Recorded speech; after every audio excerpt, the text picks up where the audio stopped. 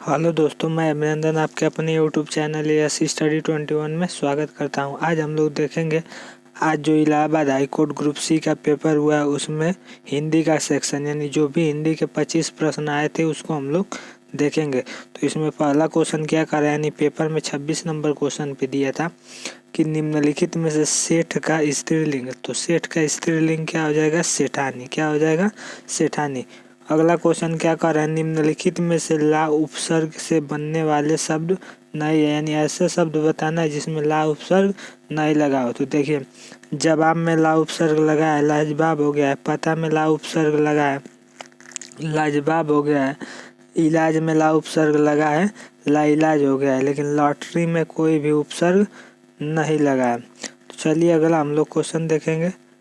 28 number, मोटापा बुढ़ापा, इन शब्दों में सही प्रत्यय छाती है। इसमें छाटना है कौन सा प्रत्यय लगा है। तो देखिए, शब्द वास्तव में होता है मोटा, इसमें पा प्रत्यय लगा है। बूढ़ा शब्द होता है पा प्रत्यय लगा के बुढ़ापा हो गया। तो प्रत्यय कौन सा हो जाएगा, पा प्रत्यय हो जाएगा। ऑप्शन नंबर सेकंड सही हो जाएगा।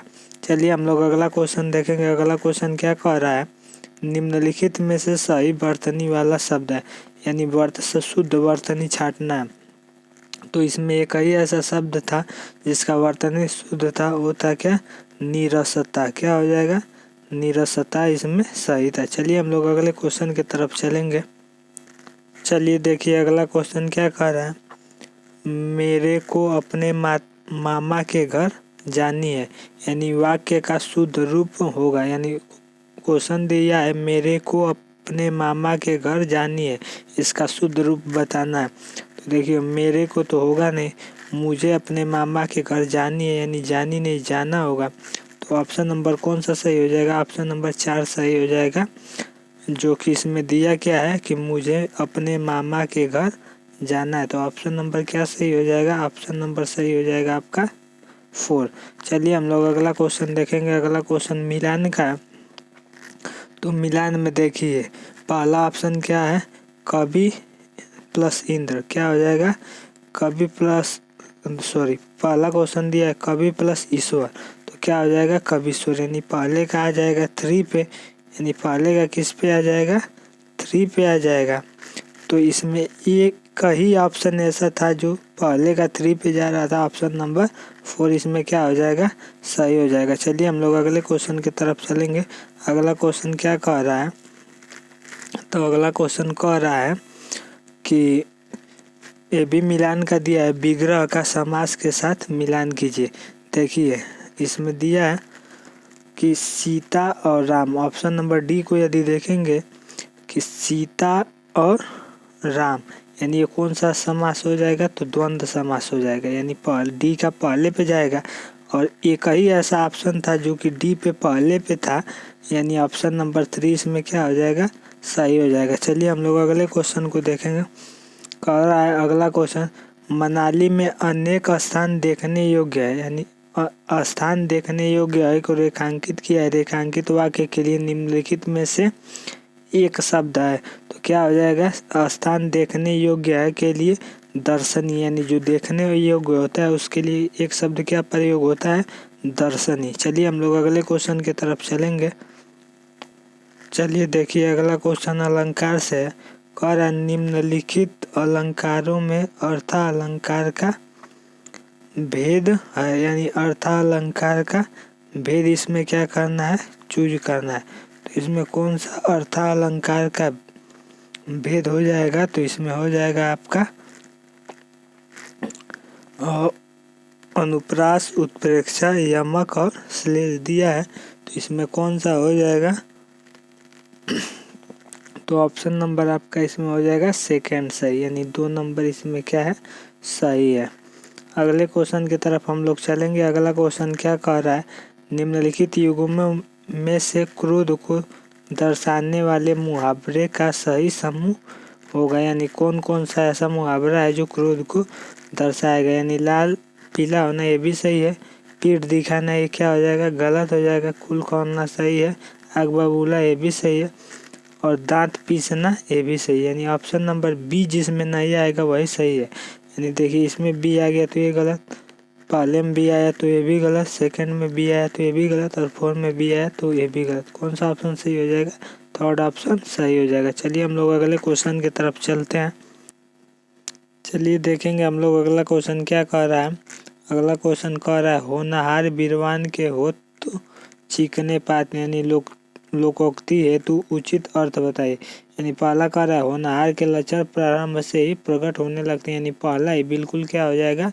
सही हो जाएगा। चलिए हम लोग अगले क्वेश्चन की तरफ चलेंगे। अगला क्वेश्चन कह रहा है निम्नलिखित शब्दों के विलोम युग्म शब्द हैं, यानी कौन से शब्द के विलोम सही है। यानी इसमें देखेंगे तो अस्त का क्या हो जाएगा?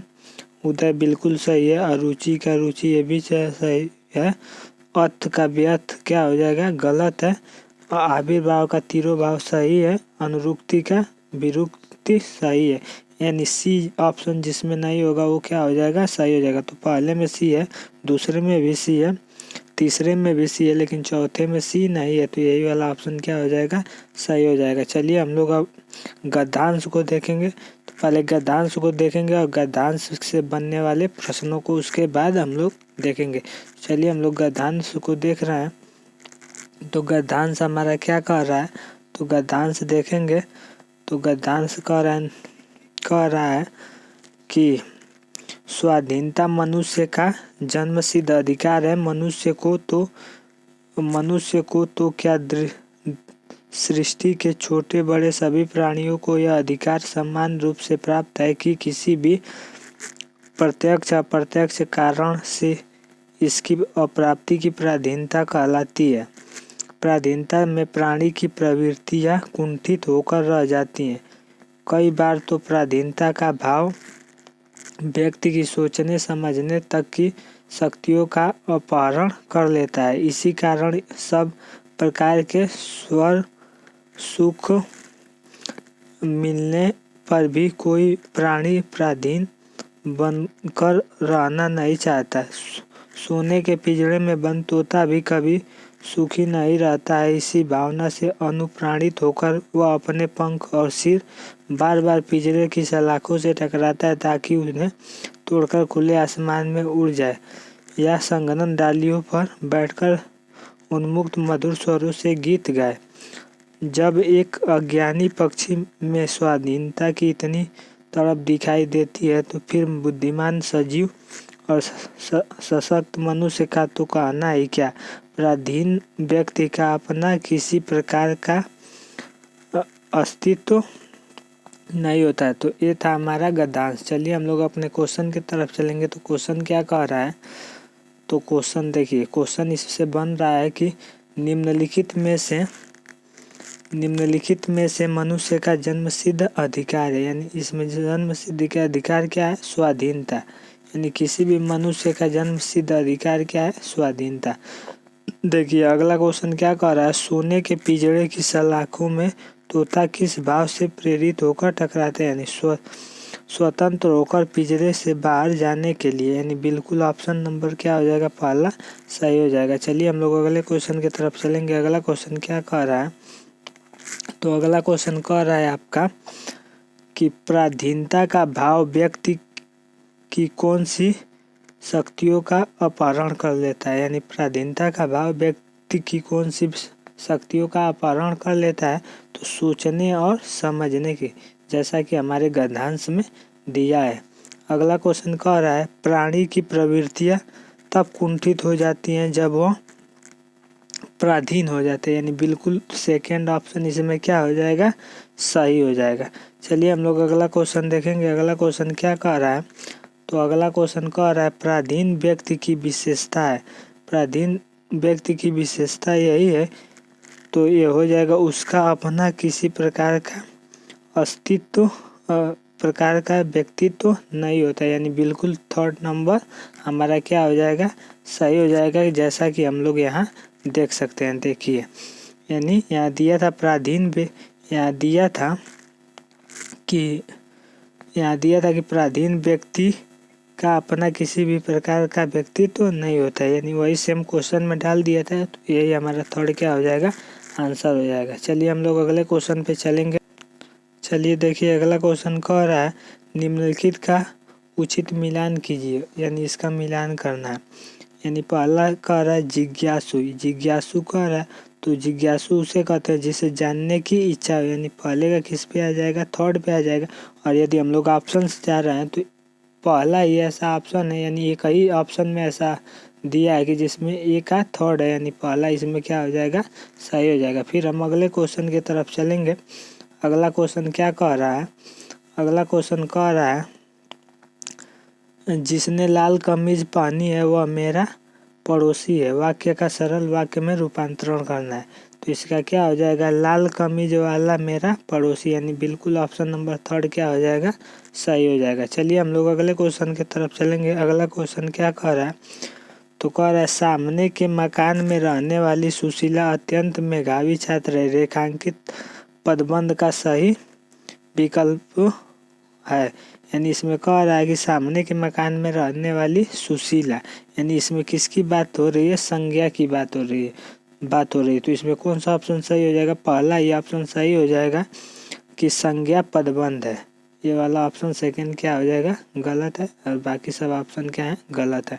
चलिए हम लोग अगले क्वेश्चन की तरफ चलेंगे। अगला क्वेश्चन क्या कह रहा है, तो अगला क्वेश्चन कह रहा है कि वाक्य में प्रयुक्त सर्वनाम और उनके भेदों का मिलान कीजिए। यानी इसमें सर्वनाम दिया है और उसके भेद का मिलान करना है। तो देखिए पहला ऑप्शन तो चेक करने का कोई मतलब नहीं है, एक हो, क्योंकि सब ऑप्शन में ए का 4 दिया है, तो ए का 4 पे वैसे ही क्या हो जाएगा, चला जाएगा। चलिए सेकंड को देख रहे हैं, वह अपने आप चला गया, वह अपने आप चला गया। तो ये क्या हो जाएगा, वह अपने आप, यानी निजवाचक क्या है, सर्वनाम है, यानी बी का 1 पे जाएगा। तो ये कई ऑप्शन ऐसा है 4 नंबर जिसमें बी का 1 दिया है, तो ऑप्शन नंबर हमारा कौन सा सही हो जाएगा, 4 सही हो जाएगा। चलिए हम लोग अगले क्वेश्चन की तरफ चलेंगे। अगला क्वेश्चन कह रहा है कि नाना जी फल खरीद कर घर आए। वाक्य में रेखांकित पद रचना के आधार पर क्रिया का कौन सा रूप है। यानी इसमें क्रिया का कौन सा रूप है, तो हो जाएगा इसमें पूर्वकालिक क्रिया, इसमें बिल्कुल सही है। चलिए हम लोग अगले क्वेश्चन की तरफ चलेंगे। अगला क्वेश्चन कह रहा है कि भविष्य काल के भेदों का उचित विकल्प है। यानी भविष्य काल के कितने भेद होते हैं, तो 4 भेद होते हैं। तो इसमें कौन सा 2 सही है, तो इसमें सामान्य भविष्य काल और संभाव्य भविष्य काल, बिल्कुल इसमें ऑप्शन नंबर कौन सा सही है, बी सही।